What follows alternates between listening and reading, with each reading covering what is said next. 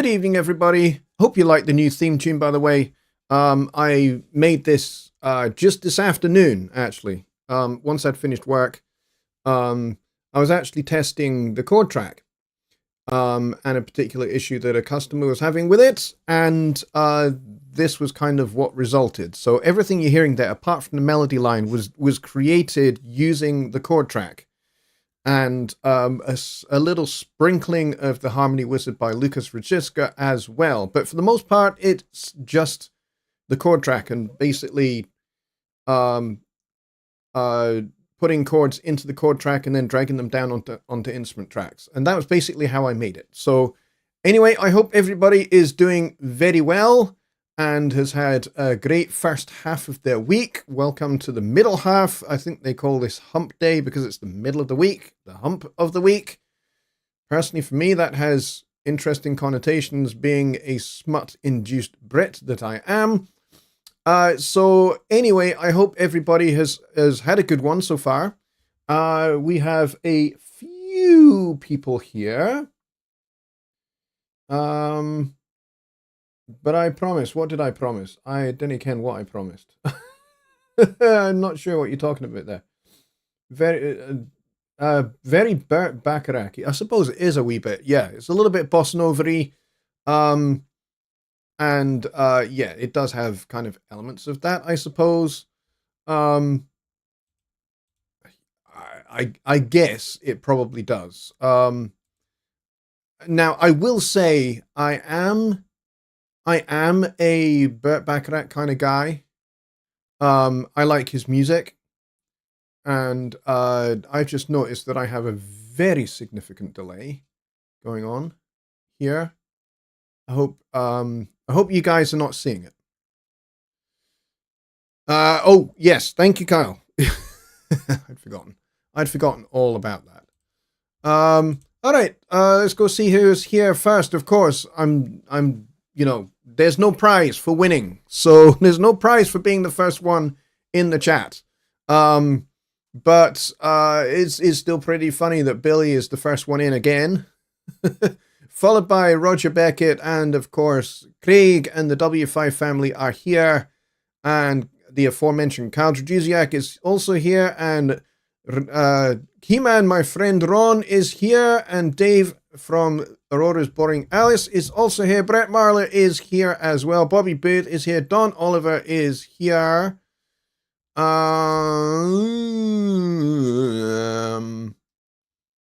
CHDB Music is here.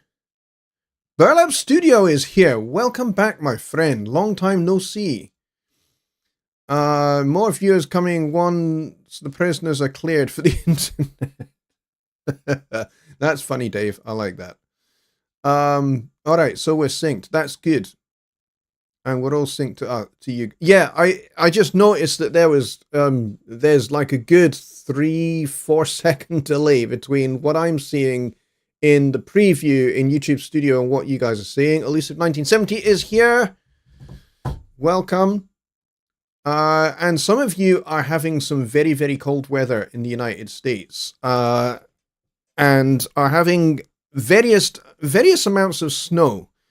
Some of you have had a very decent amount of snow. Some of you have had somewhat terrifying amounts of snow. And some of you, it's just like, you know, somebody went out and, you know, they had their shower like they do in the morning and they washed their hair, but they just forgot to wash the soap out their hair, and they've now got flakes of dried soap. And that's kind of what it looks like for you at the moment. You got like a wee dusting. We had the most pathetic attempt at snow I think I have ever seen in all of my years. And, you know, Scotland, being a little bit further north, does get snow. And sometimes we get very, very heavy snow, but this was pathetic. It looked great coming down, but it was like, it was not worth bothering about. Sorry, I'm just trying to straighten my chair, and it's not really working. Yeah, it was just pathetic. It wasn't really worth writing home about. But they promised us a load of snow, and we got none. But apparently down the road, maybe half a mile away where my wife is based for her work, they had snow. And they had, you know, like an inch or so on the ground. So, I don't know. But in Canada, I'm well aware it is like exceedingly cold. Listen 1970 says it's ball-dropping cold. Well, I would say if it's that cold, your balls are probably retracted somewhat. If we're going to continue with the anatomical analogy. So tonight we are, as I said at the start there, we're going to talk chord track. Chord track has been around a good while. It's been around since Studio One 4, which was when it was introduced. And it's really, really great. I like it a lot. It's probably one of the best features that has ever been added to Studio One. And, you know, over the years since Studio One 4, it has got better and better and better. Not only in terms of accuracy in the algorithm, but it's got better and better and better in terms of what you can do with it and accessibility to it. And of course, we now have the chord display, which is incredibly useful. I'm going to show you that as well for those of you that are not familiar with it. Roger Beckett says, we're used to it here in Canada. We're pretty tough here. Yes, well, so are we. We are pretty used to it as well. A few years back, we had something in the region of 4 to 5 feet of snow. And, you know, it meant that pretty much everything kind of stopped. You couldn't drive anywhere. You couldn't use public transport. You had to basically wade through the snow, knee-deep snow, and in some parts above knee-deep, if you wanted to get anywhere. And it was exceedingly cold. It was like, I would say probably 10, 12 degrees below freezing. So, I'm talking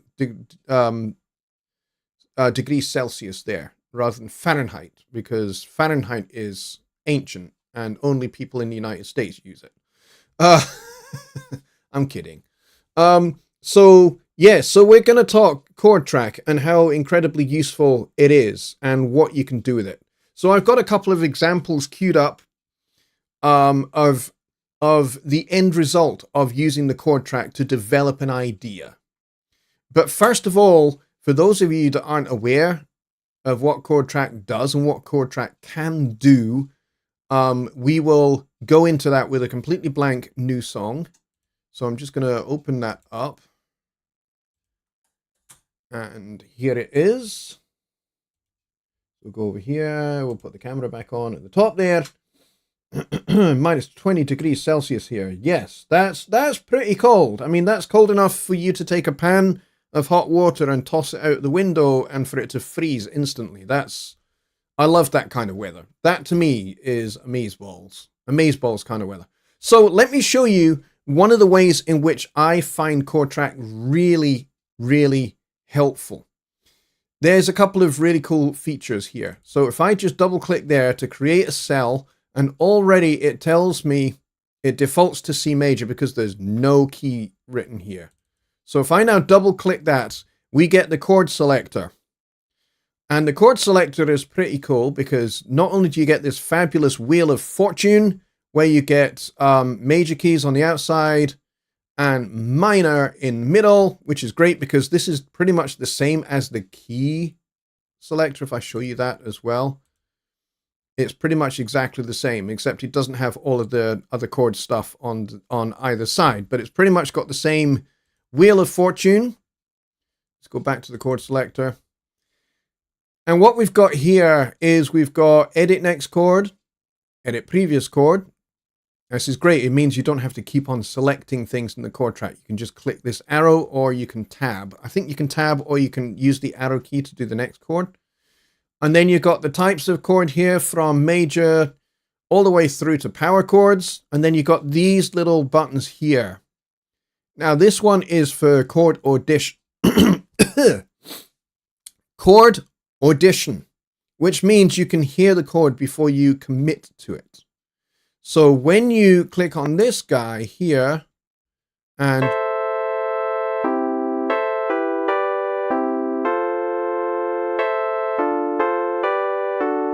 Now you're probably wondering, how is it generating this sound?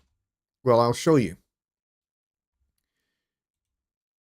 It's using an instrument that is loaded into the instrument rack that you don't see up here, and it's called Chord View, and it's an instance of MyTie with the chord preview sound that we created selected, and it's meant to be pretty plain Jane. But you don't have to use that sound if you don't want to. You can actually use presence or whatever it is that you've got. You don't have to use this guy. In this case, we'll just keep it as is, but we can also turn this off, and we can also select instrument input. Now, this is where having an instrument instantiated like this is really handy, because what I can do now is I can actually play my own preferred voicings of chords. And you can see it is selecting automatically the chord, and over here the intervals. So things like I just played F major 7, so it's giving me a major 7 option. So if I keep that F major 7, and then if I add to it a 9, and then if I add, so basically what I've done there to my major 7, I've just added a G major triad. And that gives us an F major 9 sharp 11. And you can see that these intervals have been highlighted. So these are now selected as part of my chord. So let's say, just for example, we like this. Now, if I go next, it's not doing anything because there's no cell here. So let's say for this one, we want to use, we want to do a 2-5-1. So F major is chord 1, we're going to do a 2, so this is going to be G minor. But we want to keep it a little bit on the adventurous side harmonically, so let's add a 9 to that.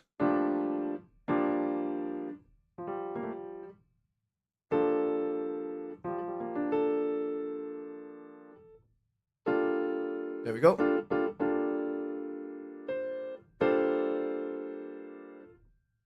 And why not have an 11 there as well? And then for bar 3, we need a C. So let's do C.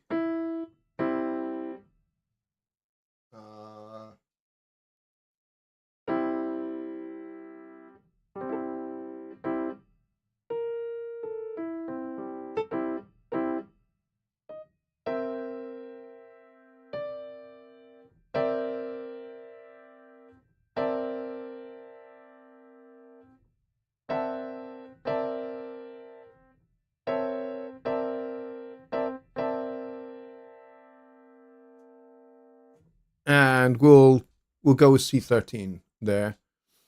So we got 1, 2, 5. And then this is going to be F major 7, 9, sharp 11 again. So now we've got our 4 chords. Now, we're not going to be able to hear them unless we stick this chord audition on. In fact, that's not going to work either. So if we want to hear what these guys sound like, we need to highlight them all and drag them down onto our piano.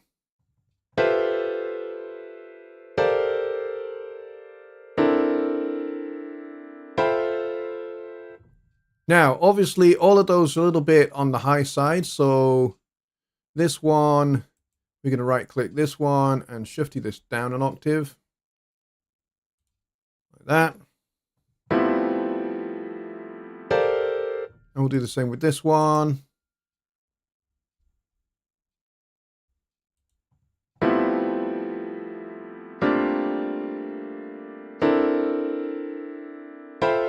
And then this one we'll shift it down as well.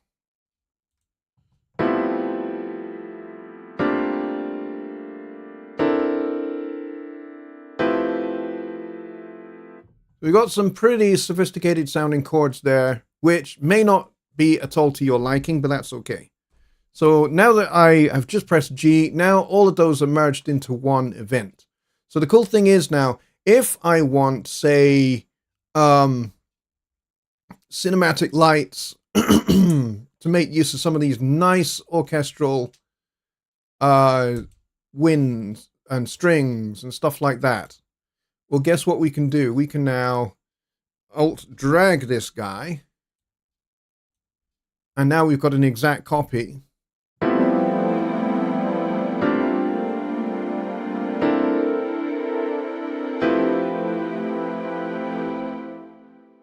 And we've given our piano just a little bit of something ethereal.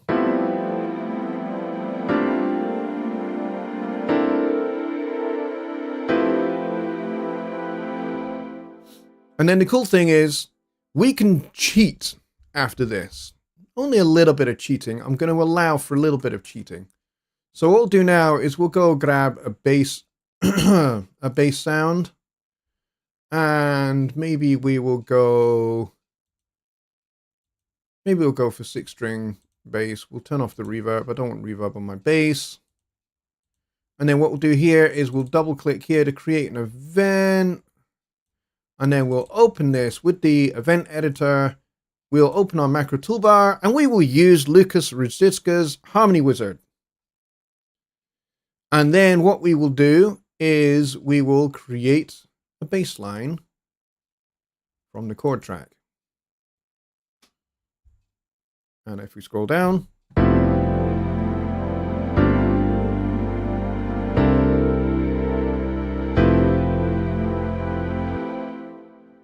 so now we've got a nice little bass line, but it's a little bit on the simple side, right? So let's select all there and let's go and do a little bit of choppy here. And let's go with, I don't know, let's be adventurous and go with the tumbao, eighth notes. We'll okay that. And let's see what this comes up with.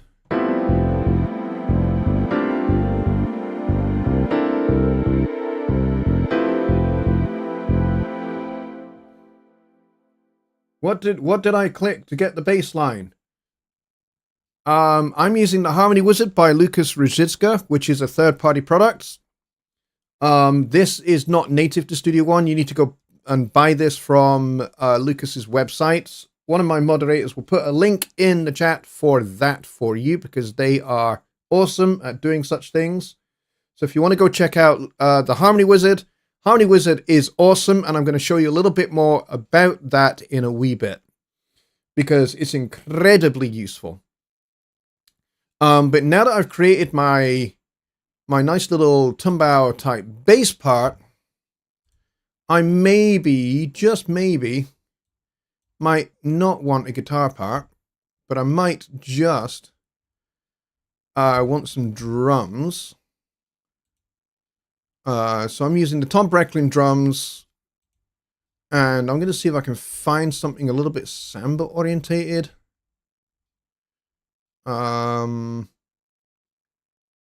Let's try this.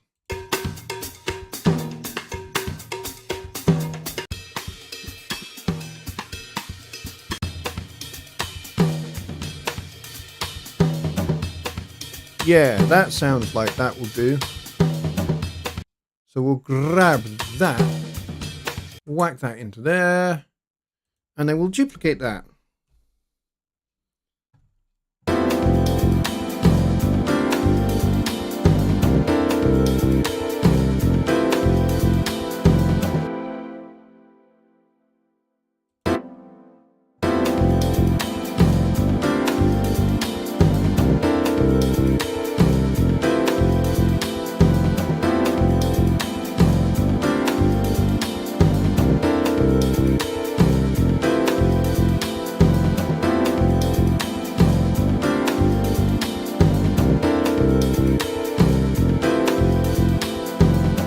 And pretty much just like that, you've got something that is a little bit Chick Corea, a little bit Return to Forever, maybe a fraction Alan Holdsworth.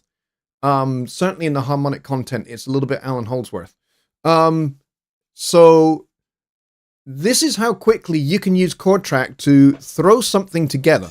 Now, this might not be your particular harmonic palette. You might be somebody that doesn't use a lot of advanced harmony like I'm using here. I'm using advanced extended jazz harmony, and this might not be your bag at all.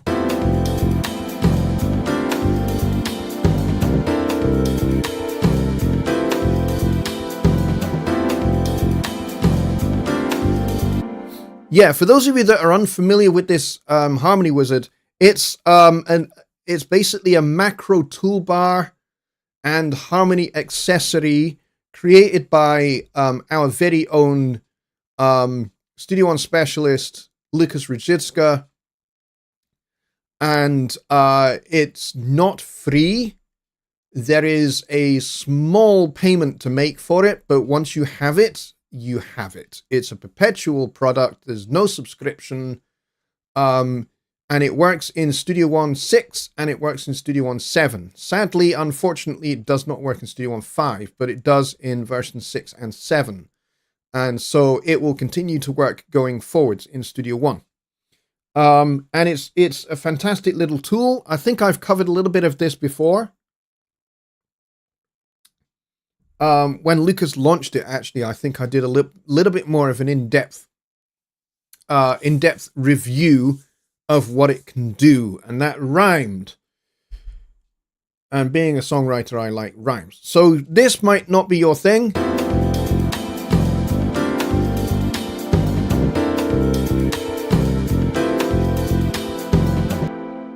So this might not be your thing at all, but I do have something that might be a little bit more up your alley, so to speak. This is a little bit more orchestral, although it's not really classical. This is more, I don't know, a little bit more of a fanfare, but the harmonic palette, as you can see, is a lot more simple. So what I'm showing you here in the chord track here is that you can have a chord that has a different bass note. So in this case, I'm using a first inversion D major chord with the F sharp in the bass. So it's basically D/F sharp, which means the bass note is the F sharp. And you'll see this pretty commonly on chord charts. You'll see D over F sharp, you'll see C over D, you'll see, all of these kind of things. And basically it means the note that is written on the other side of the slash is the bass note. So bass players are familiar with these. They see these a lot, and they know that they need to play the A in this F over A, or the E in the C over E. That's the notes that they need to play, rather than playing the actual root of the chord, which is here. Now you can change the root of the chord if you want to, and you've got like the entire chromatic scale at your disposal, just as you have for the bass note. It's all there at your disposal. And of course you can make this whatever chord type you want, and you can still add any of these extensions to your basic chord, which I have not done here. But let's take a listen to this, because this is very different.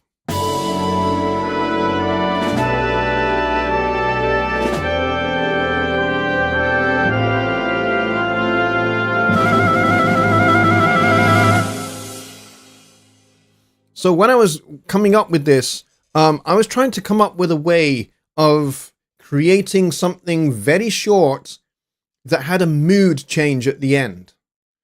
So it's kind of nice and bright and breezy until you get to that last bar where you get the C over A flat, which sounds like this. Let's go through the piano sound. Which is a little bit discordant, because it's basically an A flat major 7 sharp 5, or F major 7 augmented chord. So it's a little bit tense. And the idea here was to just create some tension at the end. And so in my mind, I was imagining kind of a little bit of a romantic scene where maybe you got a guy who is meeting a girl for the first time. They're kind of into each other. They kind of like each other. And then she kind of sees him for who he really is. And she's a little bit disturbed by what she is observing. And so that's what was the premise for this.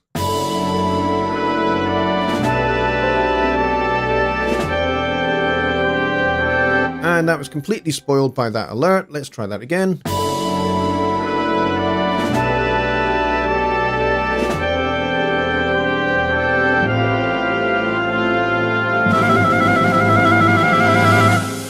All right, so how did I put this together? Well, it actually started with cinematic lights.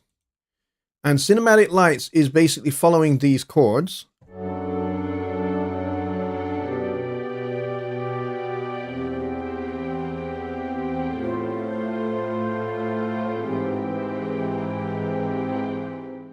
So we start with cinematic lights, and then I added some French horns.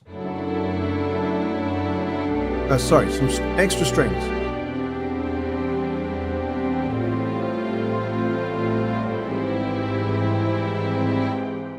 So we got cinematic lights, which is using, I think we're using the woodwinds and strings. Yes, we are. We are using woodwinds and strings, and we're kind of favoring the woodwinds a little bit, as well as the vibrato strings. So these two are kind of favored, and then the woodwind harmonics are kind of, they're a little bit set back. And then we've got the presence, big strings using the sustain, which just sounds gorgeous.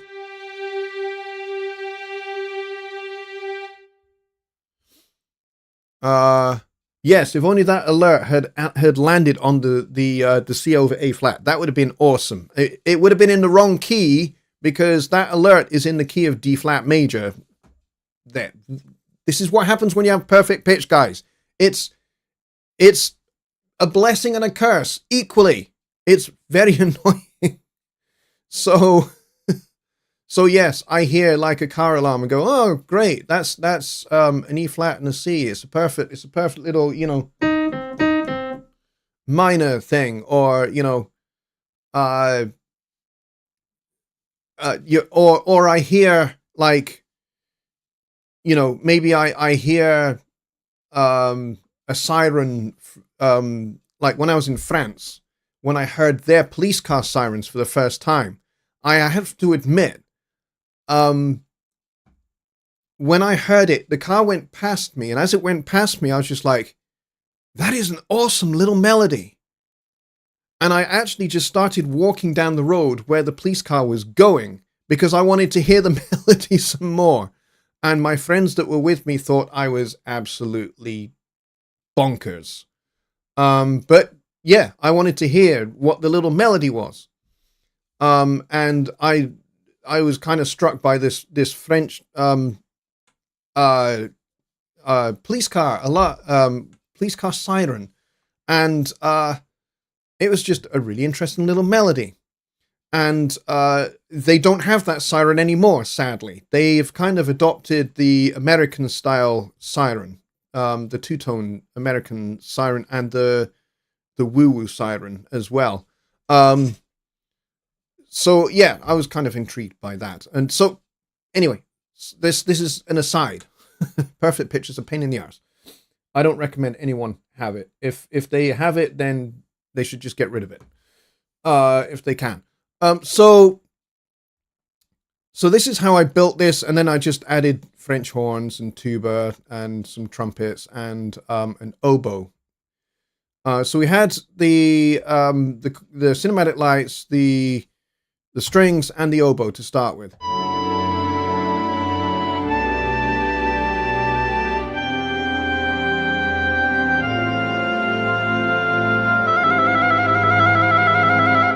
With a nice little trill on the oboe to add to that tension.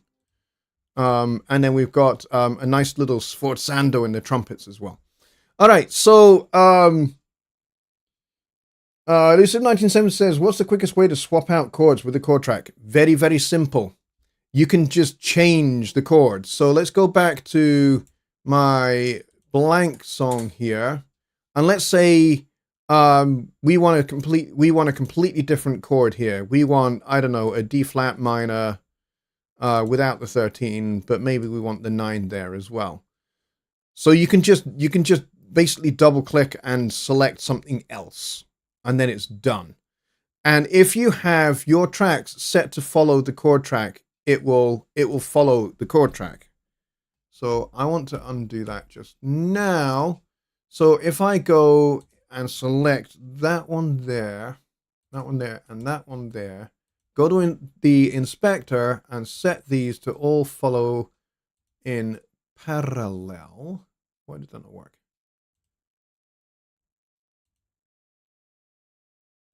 Okay, hang on. So that one is the bass part is following. That should be bass. And then this one here needs to be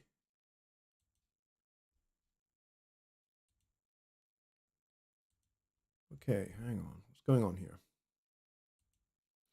Why is that one not following the damn chord track? Because it's armed.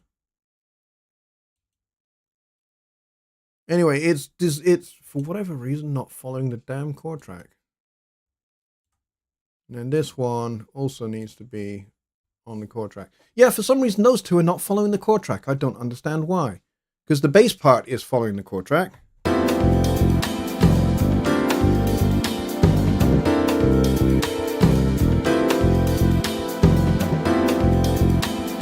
So I don't get why these ones are not. Because they certainly should be. Yeah, I don't quite understand why it's not following. These two should be following, but they're not. But so basically, if you have this following the chord track, let's just screw it. Let's make a brand new song. Sometimes these things do go wrong, and we will just grab piano and we'll just keep it simple. We will just keep it simple. I'll go for the full piano. I don't know why it, it goes to that color, but anyway. And we'll go chord track. And we'll go, oops.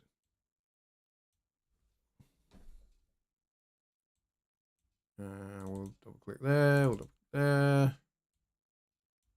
And we'll double click there. And so we'll change this one to A minor 7. We'll make that F major 7, and we'll make this G.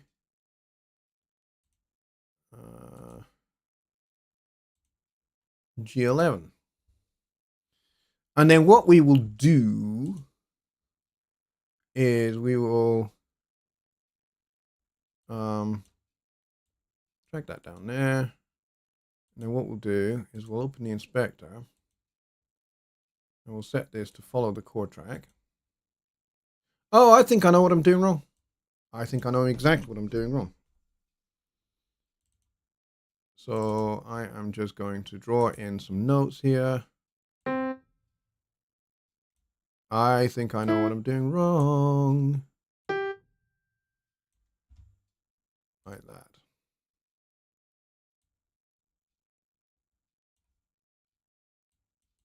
Actually, we won't extend that. Don't know why I extended that. Let's just duplicate that. Now it's following the bloody chord track. Yeah, I realized what I was doing wrong.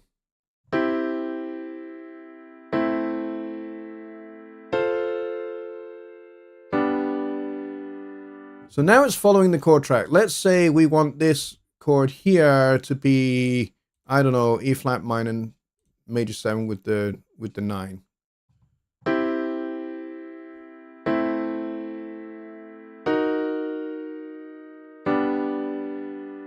Now the cool thing is here is if I close the inspector and if I add an audio track with the piano, with my own piano, and we'll maybe make this Fender Rhodes instead.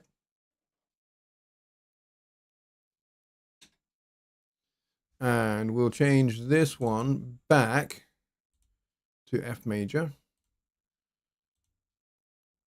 Like that. And we'll unarm that. We'll get the click on, why not?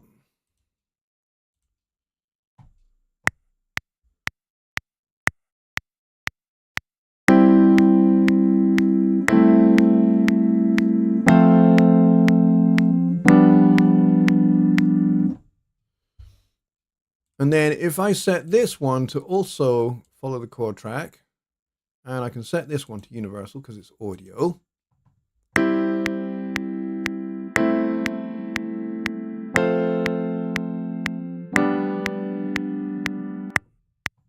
Okay, it doesn't like the Fender Rhodes too terribly much, but let's now change this chord to a B flat major 9 instead.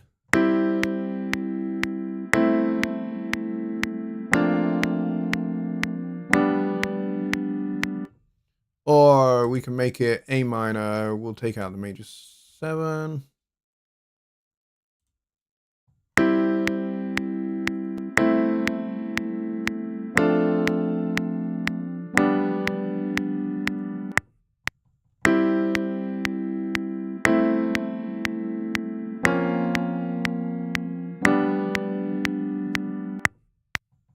All right, or we could go.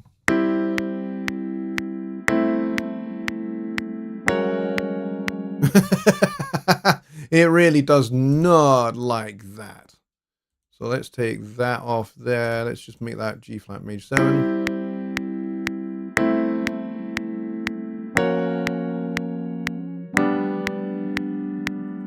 So it will work with audio. It will work with MIDI. For some audio sounds, it sounds not so great because the algorithm has a hard time adjusting the sound because it's hard for it to discern what it is. But if I go back to the music that I did for the intro, I can show you how this was all put together. So I started with a piano part.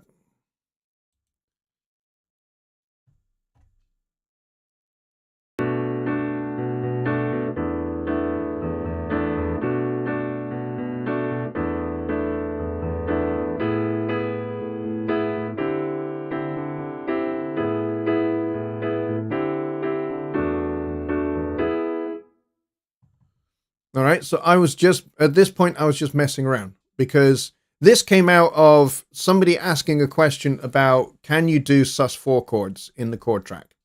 Which you can, which is what this is here. And I did it a couple of different ways. I did a E7 sus4 and a regular E sus4 here. And then what I did was I dragged this piano part up into the chord track. And the chords appear as these little cells here.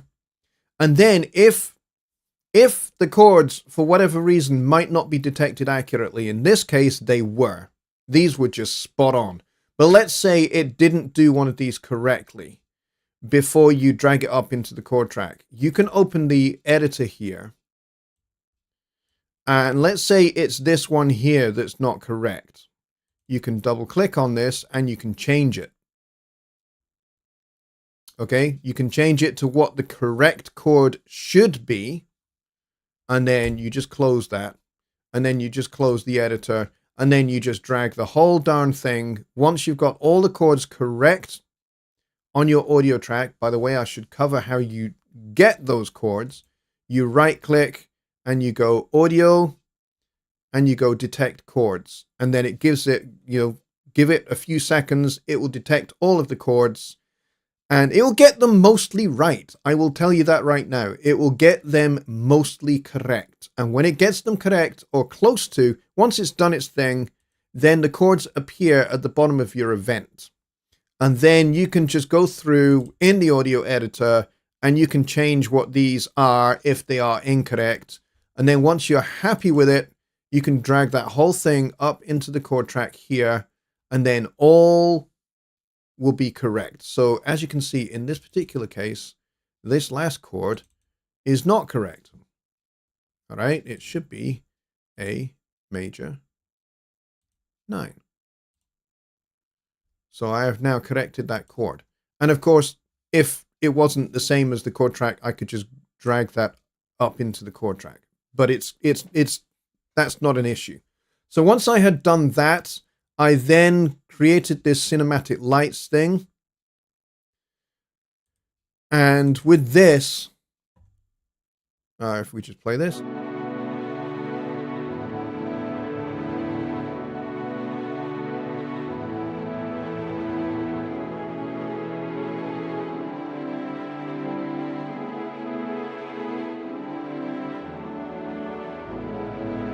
So what I did with this is I again used the chord track I basically highlighted the chord track and I dragged it down onto this event here. And then because the way it does the chord voicings is, let's face facts here, it's a little bit rubbish. There's like massive what I call hedge hopping. So it'd be go.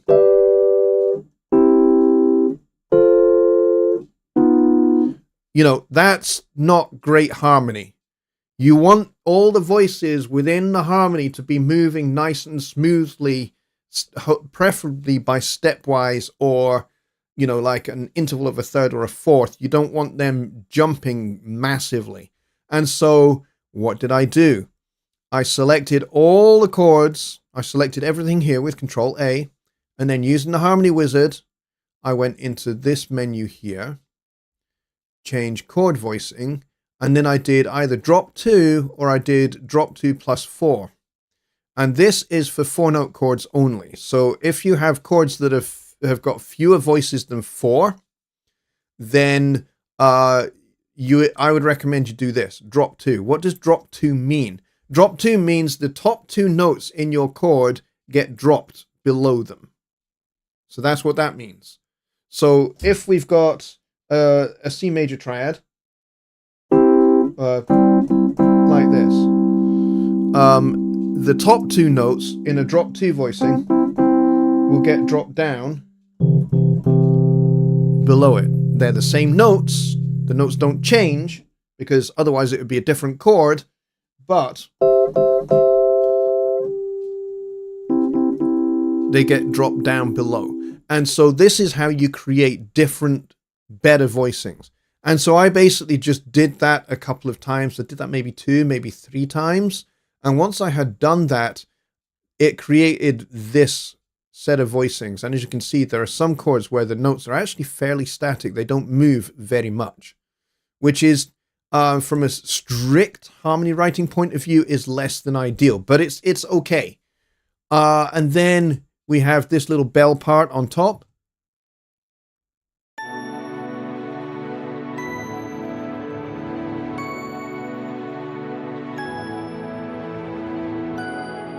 And basically, those are just 2 notes from the chord track. I basically, again, I dragged the chords down from the chord track, and I basically just took out all the bottom notes, and then I just went, well, actually, I don't like those intervals, so I basically just turned it into octaves. So these are notes direct out of the chords for the chord track. And then the bass, again, I used Harmony Wizard to create that, and then gave it a little bit of a rhythm, and then I added some loops. I added drum loop again from Tom Brecklin drums, and then I'm using the 6-string volume 2 loops, which, by the way, all of these loops, if you're a member of Studio One Pro Plus, you have all of these. I recommend particularly these guitar ones, the 6-string volume 1 and volume 2. Get those. Just get them. If you are not a guitar player and you need some guitar tracks, rhythm guitar tracks, these are perfect, as you will find out in just a second. These actually worked out beautifully. Now, were they stylistically correct for what I was doing? No. You'll hear if I just solo just this one, you'll hear it's not stylistically appropriate, but it works.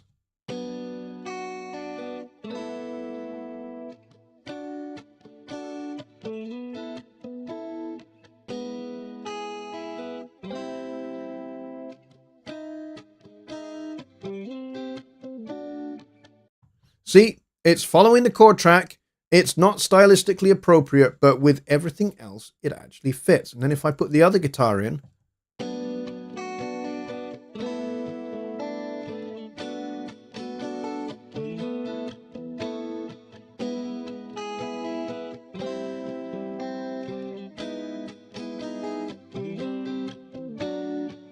so they actually complement each other really, really nicely. And kind of the little bit of dissonance here where the chord track is not quite sure how to make the audio from these loops follow the chord track. It's not really sure what to do with them. actually is a nice little happy accident that worked out really, really well. So I built this entirely using the chord track and just putting in some chords up here. And then I added a little bit of a flugelhorn melody to the whole thing. And we've got this nice little bossa nova thing.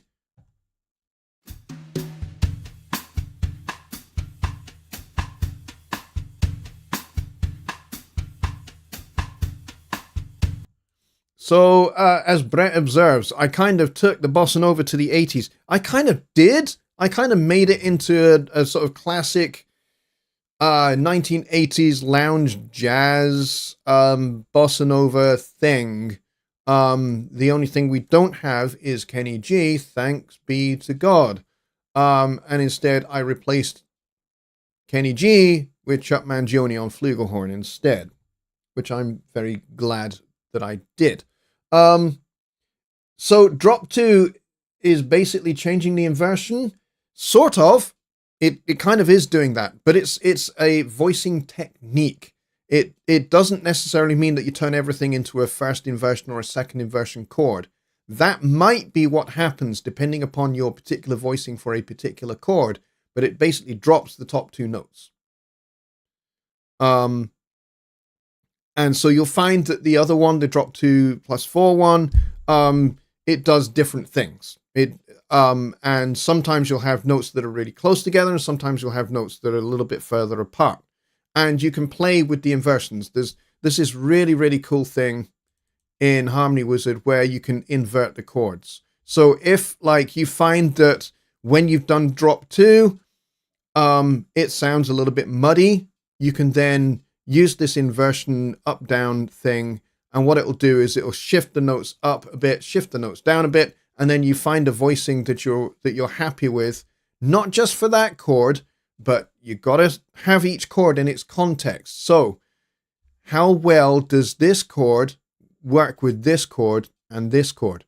If this is the one that I'm fixing, I need to make sure that it works well with the chord before it and the chord after it. Context is always king when you're working out voicing for a particular chord. You don't want to just go for, oh, this is the perfect voicing for this chord, because it might not work with the next chord. It might just sound wrong. So use your judgment and make sure the flow between each chord and the next chord, the previous chord and the next chord, is nice and smooth. You're aiming for smooth voice leading. So what do I mean by voice leading? I mean, you're aiming for, if I was to just follow this line here, this voice here, this voice is pretty static for the first 6 bars, and then it goes down, then it goes up, then it goes down a little bit more, and then it comes back up at the end. It's going stepwise for the most part, but it's also static for quite a long time as well. So voice leading basically means we're keeping the voices moving by step or by a small interval as much as is practical and possible for the chords that you're working with. And that's what voice leading is. So you can lead with the voice, the leading voice being the top voice or the bottom voice. I tend to prefer making sure that the top of the chord has a nice melodic effect to it with my chord voicings. Not that I'm wanting to make it a melody or even a counter melody, but what I'm trying to do is make sure that it sounds interesting. So I make the top line kind of like a little bit more of the focus of the chord. So if it provides a nice little counter melody, that's handy, because then I can go, oh, you know what? That's actually a pretty little melody that I've got with the top voice of the chords. I can just take those notes and I can copy them to another instrument playing another sound, and maybe I'll use a glockenspiel or something like that to make those particular notes just really stick out. So maybe this is in strings or in woodwinds, and I want that top note to really ring out and have some extra cut to it. Well, maybe I double those, the top voice of the chord on a glockenspiel, which is kind of like all tingly and high-pitched and has a bit of percussion, a bit of a percussive effect to it, and that will bring those notes out nicely. So like flutes, glockenspiel, nice little partnership. It just provides some cut to those top notes. And, you know, especially if you've got other instruments like brass and you've got other woodwind instruments going on, it can really help the top voice of your chord really pop out. So that's kind of an additional kind of little orchestration thing for you guys. So basically that's how I built this. Everything was done with the chord track, apart from the drums themselves. And then these guitar loops were just a nice fit. They're not perfect, but they're a nice fit. And then they are following the chord track. And the only instrument not following the chord track is the drums and the flugelhorn, because the flugelhorn is the melody part. So I'll give this another little listen for you. It's kind of like a little bit of a theme tune.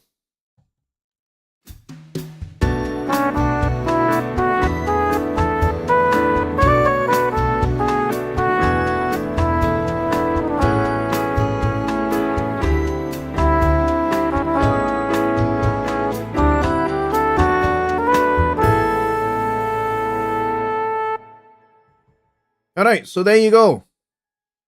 That is how we use the chord track to make music.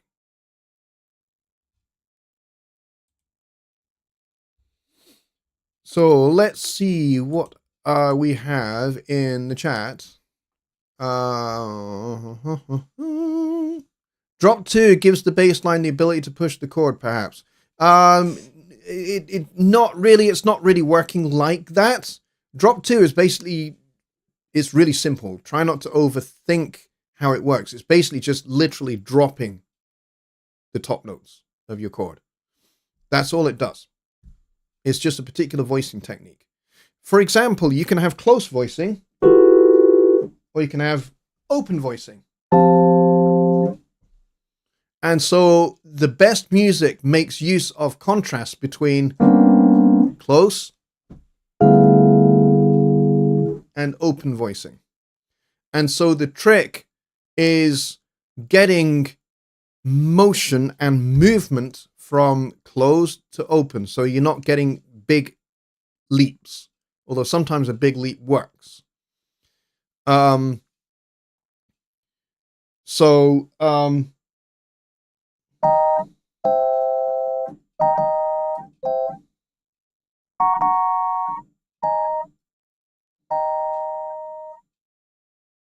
So what I was doing there was just playing root position triads, which may have actually hinted at something that may be a little familiar by a particular film composer. And the cool thing about that is that all of that is done over a pedal tone.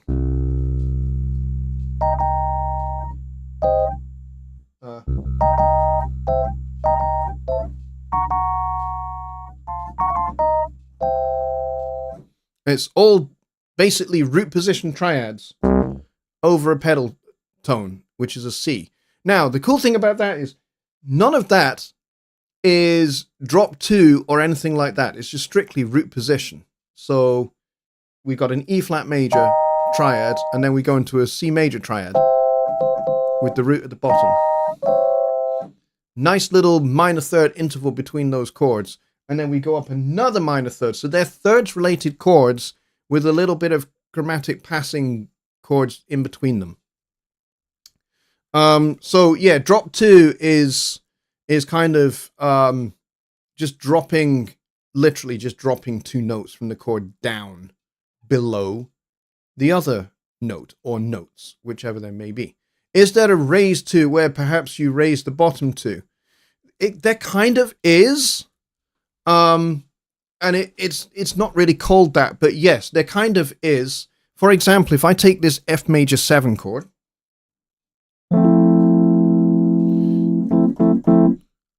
which is root position, but let's say I want to try a little bit more of a more dissonant, more crunchy voicing, then maybe I'll take those bottom 2 and I'll put them on top. Now we've got something that cooks a little bit more, that has a little bit more bite to it, a bit more crunch. Why? because we've got the root and the major seventh right adjacent to each other.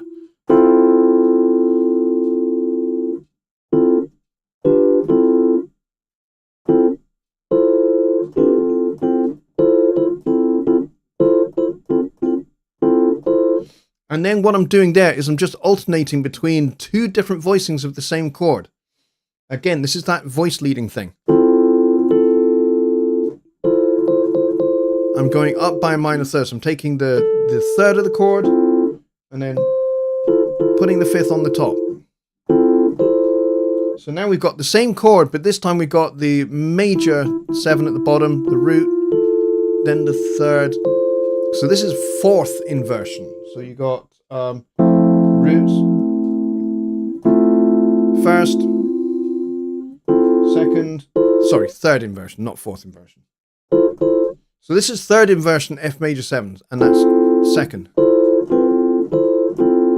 And those are really, really handy, you know.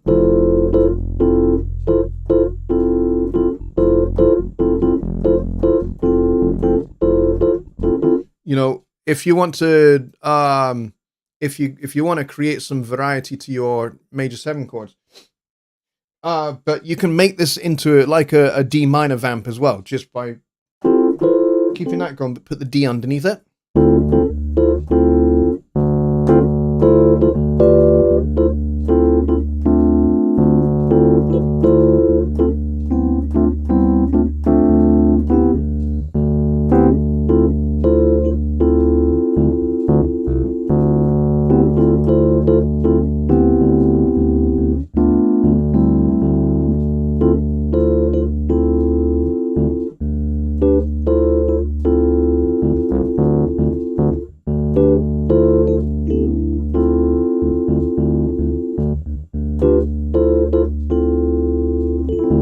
And it just creates something that's a little bit more useful, sounds a little sophisticated when it's not really sophisticated at all. It's actually very, very simple. It's the same chord, moving to its next inversion. That's it, and then back. So it's really simple.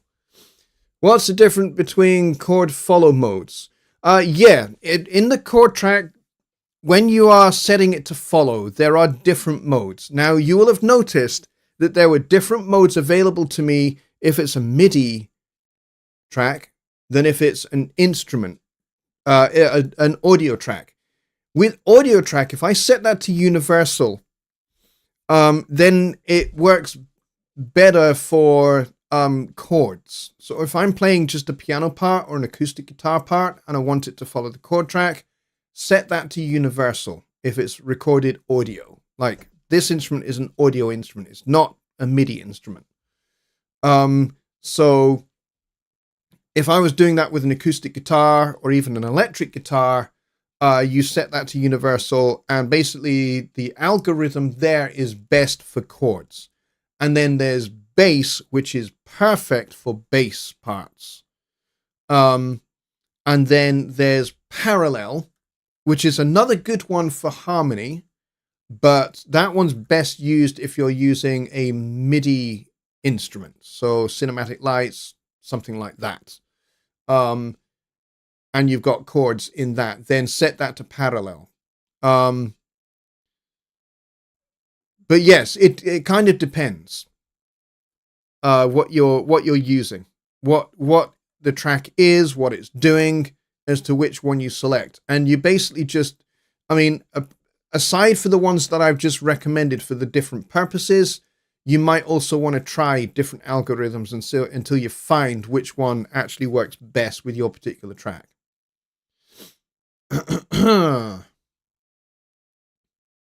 So the third in a root position triad I understand a drop 2 means you use the second note from the top to the lowest position in the voicing. Yes, so the third in a root position triad. Correct.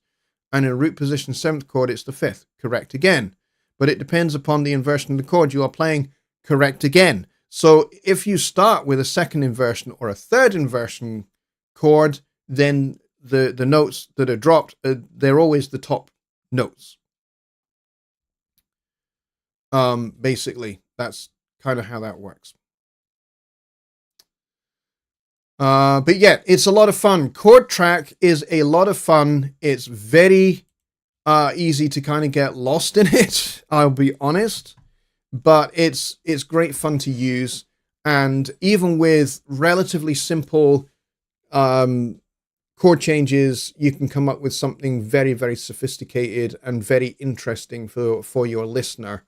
And again, it depends upon the style of music that you're working in, which is why I chose a few different examples here, so that I wasn't just showing what I do and my particular favorite type of music, which tends to be kind of jazz orientated, but I wanted to be able to show you, hey, if you are using it for TV work or film work, or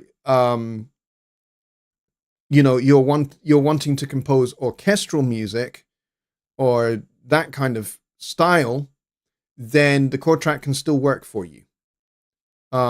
It can help you create interesting chord voicings and orchestrations for your strings, for your woodwinds, for your brass, and all that kind of thing. And using chord track in combination with Harmony Wizard, I think personally, chord track and Harmony Wizard are a match made in Studio One heaven, personally. That's my own personal opinion. I'm not, this show is not sponsored by Lucas whatsoever. But I have to give the guy a big shout out for having created the Harmony Wizard. It's fantastic. It's a fantastic tool. And this is only like version 1 point something. So it's still pretty early days in the development of this product. And actually,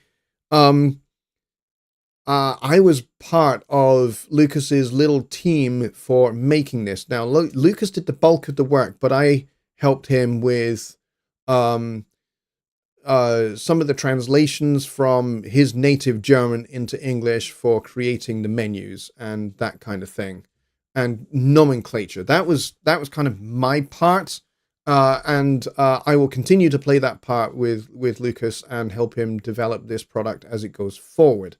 It's very, very cool. If you've not got it, go out to the link that is in the chat and go and get it. It's very, very reasonably priced, and it's a fantastically powerful composing and arranging and orchestrating tool. And you can't go wrong with it, to be honest. So there you go. That's the chord track with Harmony Wizard in a bunch of different styles of music. And yes, use it wisely. It's insanely addictive for a start, but you can overuse it and you can overdo things and you can end up wrecking your music. So use your ears, use your judgment whilst you're working with it at the same time. All right, we are 8 minutes over and Billy Morgan is sitting there in his Zoom chat, patiently waiting for everybody over there. So if you'd like to come and join us for the after show, you'd be very welcome. I'll be over there in just a couple of minutes because I realized at the start of the show I urgently needed to pee, and I've been holding it for the entire show, so I must go.